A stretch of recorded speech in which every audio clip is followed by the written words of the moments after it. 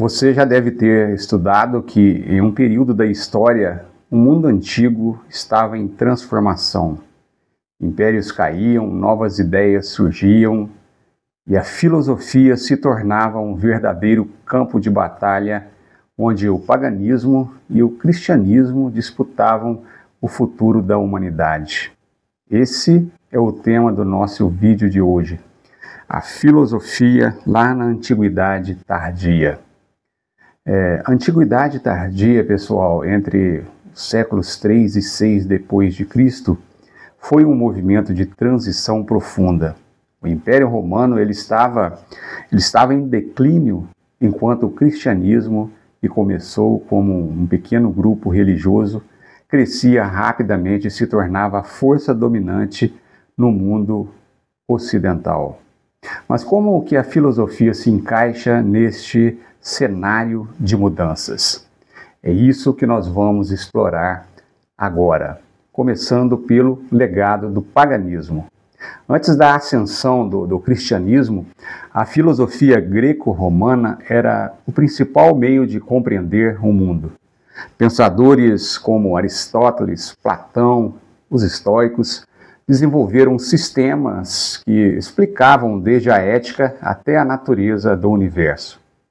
E suas ideias formavam a base do pensamento ocidental e também influenciavam tanto a política quanto a religião da época. Nós temos também o neoplatonismo, que foi a última grande escola pagã. No século III, o neoplatonismo ele surgiu como uma tentativa de reviver e reinterpretar o pensamento de Platão, liderado por Plotino. Esse movimento via a realidade como uma emanação do Uno, uma força divina e transcendente. Essa visão filosófica ela não apenas manteve viva a tradição platônica, mas também influenciou tanto os últimos filósofos pagãos quanto os primeiros pensadores cristãos.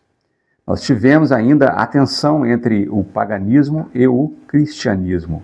Enquanto que o cristianismo ele ganhava força, muitos filósofos pagãos viam essa nova religião como uma ameaça à tradição intelectual greco-romana.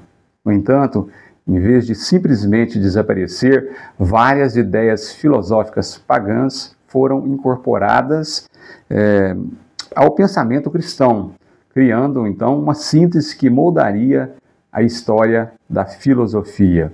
E como que surgiu a filosofia cristã? Pensadores como Justino Mártir e Clemente de Alexandria, eles foram pioneiros na tentativa de conciliar a filosofia grega com a fé cristã. Para eles, a verdade filosófica e a revelação divina não eram opostas, mas sim complementares. Esse esforço, portanto, ele abre caminho para uma nova abordagem filosófica, onde a razão servia para aprofundar a compreensão da fé. Um dos nomes mais influentes desse período foi, logicamente, Santo Agostinho.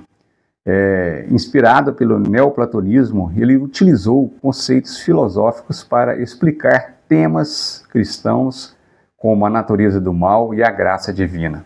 Para Agostinho, a filosofia era uma ferramenta valiosa para entender Deus, mas a fé sempre deveria ter a primazia, deveria estar em primeiro lugar. E a filosofia a serviço da teologia. Com o crescimento do cristianismo, a filosofia passou a ser vista como, podemos dizer, como uma serva da teologia. Ou seja, em vez de ser um fim em si mesma, ela tornou-se um meio para aprofundar os pensamentos cristãos e defender a doutrina da igreja. Aqui, pessoal, nós temos o fim de uma era e o começo de outra, que foi o declínio do paganismo. O processo de cristianização do Império Romano, ele vai atingir o seu ápice com o Édito de Tessalônica em 380 depois de Cristo, que tornou o cristianismo a religião oficial do Império Romano. Com isso, o paganismo ele perdeu sua influência. E muitas escolas filosóficas pagãs, como a Academia de Platão em Atenas, foram fechadas. E como que ficou a herança da filosofia antiga? Apesar da queda do paganismo, o legado filosófico, o seu legado filosófico, ele não desapareceu. Pelo contrário, muitas de suas ideias foram incorporadas ao pensamento cristão, principalmente por meio de figuras como Boécio, autor de A Consolação da Filosofia, obra que foi escrita enquanto ele aguardava a sua execução. E a transição para a Idade Média? A Antiguidade Tardia, portanto, foi um período de síntese.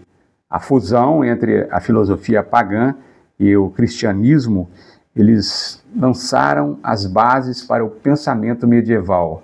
Esse diálogo entre fé e razão moldaria a cultura ocidental pelos séculos seguintes. Então, pessoal, concluindo, nós podemos dizer que a filosofia na Antiguidade Tardia, ela nos mostra como ideias aparentemente opostas podem se influenciar e evoluir juntas. Do paganismo ao cristianismo, nós vemos que a busca pelo conhecimento e pela verdade é uma jornada contínua que transcende religiões e épocas.